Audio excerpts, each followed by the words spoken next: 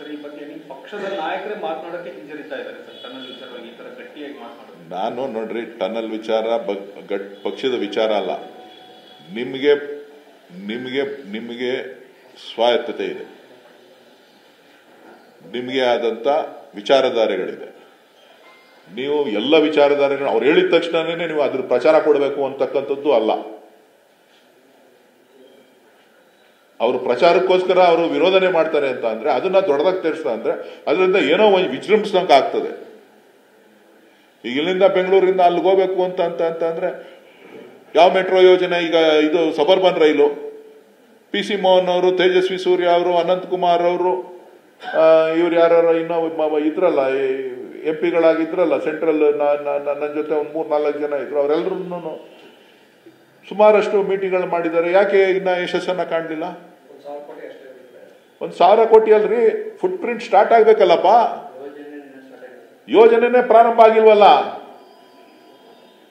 ಸಲಹೆಗಳನ್ನ ಕೊಡ್ತಾರೆ, ನಿಜ. ಸಲಹೆಗಳನ್ನ ಸ್ವೀಕಾರ ಮಾಡಬೇಕಾದ್ದು, ಜನಪ್ರತಿನಿಧಿಗಳಿಗೆ ಗೌರವ ಕೊಡಬೇಕಾಗಿರ್ತಕ್ಕಂಥದ್ದು ಮಂತ್ರಿಗಳು, ಮುಖ್ಯಮಂತ್ರಿಗಳು, ಸರ್ಕಾರದ ಕರ್ತವ್ಯ. ಆ ಯೋಜನೆನೇ ಪ್ರಾರಂಭ ಆಗ್ಲಿಲ್ವಲ್ಲ, ಬರೀ ಮಾತಾಡ್ತಾ ಇದ್ದೀರಿ. ಏನ್ ಕೊಡ್ತೀರಿ ನೀವು? ಲ್ಯಾಂಡ್ ಅಕ್ವಿಷನ್ ಕಾಸ್ಟ್ ಎಷ್ಟಿದೆ ಅಂತಕ್ಕಂಥದ್ದನ್ನ ಹೇಳಬೇಕು. ಪ್ರಾಜೆಕ್ಟ್ ಕಾಸ್ಟ್ಗೆ ಇನ್ವೆಸ್ಟ್ಮೆಂಟ್ ಎಷ್ಟು ಕೊಡ್ತಾರೆ ಅಂತ ಹೇಳಿ. ರೈಲ್ವೆ ಯೋಜನೆಗಳಿಗೆ ಬೇರೆ ರಾಜ್ಯಗಳಿಗೆ 25% ಶೇರಿಂಗ್ ಅಲ್ಲಿ ಕೊಡ್ತಾರೆ. ನಮ್ಮಲ್ಲಿ ನಾವು 50% 75% ಕರ್ನಾಟಕ ಸರ್ಕಾರ ಕೊಡಬೇಕು, 25% ಕೇಂದ್ರ ಸರ್ಕಾರ ಕೊಡ್ತದೆ. ಲ್ಯಾಂಡ್ ಸಂಪೂರ್ಣವಾಗಿ ರಾಜ್ಯ ಸರ್ಕಾರ ಕೊಡ್ತದೆ. ಬೇರೆ ರಾಜ್ಯಗಳಿಗೆ 50% ಕೇಂದ್ರ ಸರ್ಕಾರ ಕೊಡ್ತದೆ, 50% ರಾಜ್ಯ ಸರ್ಕಾರ ಕೊಡ್ತದೆ. ನಮ್ಗೆ ಅನ್ಯಾಯ ಆಗ್ತಾ ಇಲ್ವಾ ರೈಲ್ವೆ ಯೋಜನೆಗಳಲ್ಲಿ? ಅದ್ರ ಬಗ್ಗೆ ನಮ್ಮ ನಾಯಕರು, ಭಾರತೀಯ ಜನತಾ ಪಕ್ಷದ ನಾಯಕರುಗಳು ಧ್ವನಿ ಎತ್ತೋದಕ್ಕೆ ಸಾಧ್ಯ ಇಲ್ವಾ? ಕರ್ನಾಟಕಕ್ಕೆ, ಕನ್ನಡಿಗರಿಗೆ ಇದನ್ನ ಅರ್ಥ ಆಗೋದಿಲ್ಲ. ಬೆಂಗಳೂರವ್ರಿಗೂ ಇದೆಲ್ಲ ಅರ್ಥ ಆಗೋದಿಲ್ಲ. ಬೆಂಗಳೂರವ್ರಿಗೆ ಏನಿದ್ರು ಅರ್ಥ ಆಗೋದು ಬಹಳ ಸಾಫ್ಟ್ ಆಗಿ ಟ್ವೀಟ್ ಮಾಡ್ತಾರಲ್ಲ, ಫೇಸ್ಬುಕ್, ಟ್ವಿಟ್ಟರ್, ಇನ್ಸ್ಟಾಗ್ರಾಮ್ಗಳಲ್ಲಿ ಅವ್ರ ಹೇಳಿಕೆಗಳನ್ನ ದಾಖಲಿಸ್ತಾರಲ್ಲ, ಅದು ಮಾತ್ರ ಅವ್ರಿಗೆ ಬೇಕಾಗಿದೆ. ನಿಜವಾದಂತ ಪರಿಸ್ಥಿತಿ ಬಹಳ ಕೆಟ್ಟದಾಗಿರ್ತದೆ, ಕಾರವಾಗಿ ಕಾಣಿಸ್ತದೆ. ಕಾಂಗ್ರೆಸ್ನವರು ಯಾವಾಗಲೂ ಕೂಡ ಸತ್ಯವನ್ನು ಹೇಳ್ತಾರೆ, ಅದಕ್ಕೆ ಅವ್ರಿಗೆ ಆಗೋದಿಲ್ಲ.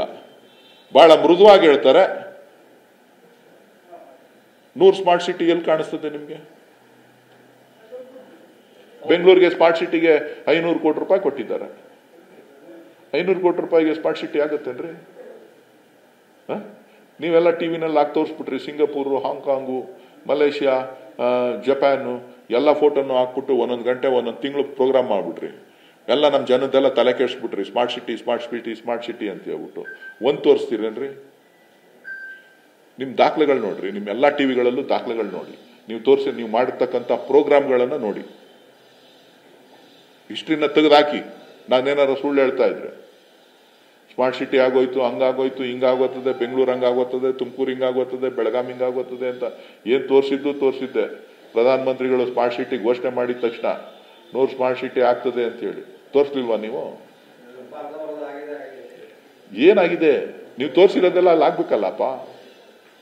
ನೀವು ತಾನೇ ತೋರಿಸಿರೋರು, ಜನರಿಗೆ ತಲೆ ಕೆಡಿಸಿರೋರು. ನಾನೇನಾರ ಹೇಳಿದ್ರೆ ನಮ್ಮೇಲೆ ಬೀಳ್ತೀರಾ ಅಂತೀರಾ? Okay, thank you.